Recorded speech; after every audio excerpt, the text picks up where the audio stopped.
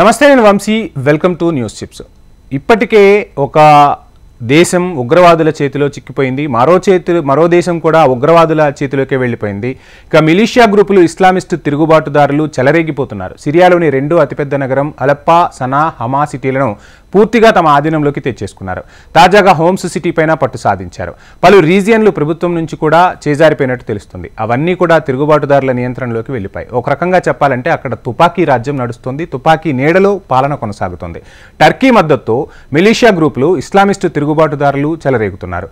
సిరియాలోని రెండు అతిపెద్ద నగరం అలెప్పో, సనా, హమా సిటీలను తమ ఆధీనంలోకి అయితే పూర్తిగా తీసుకున్నారు.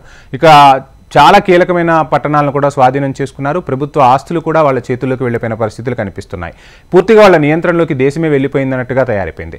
తిరుగుబాటుదారుల దెబ్బకు సిరియన్ సైన్యం పూర్తిగా చేతులెత్తేసిందట. రష్యా, ఇరాన్ వంటి బలమైన దేశాల సైనిక సహకారాన్ని అందిస్తున్నప్పటికీ ఏమీ చేయలేని పరిస్థితులు అక్కడ కనిపిస్తున్నాయి. తిరుగుబాటుదారులు ముందుకు దూసుకొస్తున్న కొద్దీ ఆర్మీ వెనక్కు వెళ్ళిపోతుందట. ఒక్కో నగరాన్ని ఖాళీ చేసుకుంటూ వెళ్ళిపోతుందట.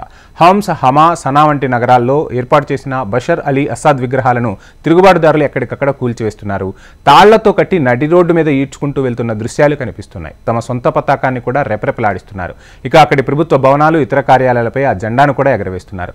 సో ఏదేమైనా మనం అమెరికా ఆఫ్ఘనిస్తాన్ నుంచి వెళ్ళిపోయిన తర్వాత అక్కడ తాలిబాన్ రాజ్యం ఏ విధంగా అయితే ఏర్పడిందో, తాలిబాన్ చట్టాలు ఏ విధంగా అమలవుతున్నాయో ఇక్కడ కూడా సేమ్ పరిస్థితులు కనిపిస్తున్నాయి. తుపాకీ నీడలోనే ఇక అక్కడి ప్రజలు జీవనాన్ని కొనసాగించాల్సిన పరిస్థితులు కనిపిస్తున్నాయి. సో ఇప్పటికే ఒకవైపు ఆఫ్ఘనిస్తాన్లో ఉన్న తాలిబాన్లతో ప్రపంచానికి ముప్పుంటే, మరొక దేశం కూడా ఉగ్రమూకల చేతిలోకి వెళ్తూ ఉంది. ఖచ్చితంగా ఐక్యరాజ్య సమితి, ప్రపంచ దేశాలు కూడా ఈ విషయంపై దృష్టి సారించాలని అక్కడి ప్రజలైతే కోరుతున్నారు. సో ఏ విధంగా అడుగులు వేస్తారు, ఏం చేయబోతున్నారు ఈ విషయంలో అనేది మాత్రం ఆలోచించాల్సిన అంశమే. ఇది వాటి news chips. Please subscribe HM TV.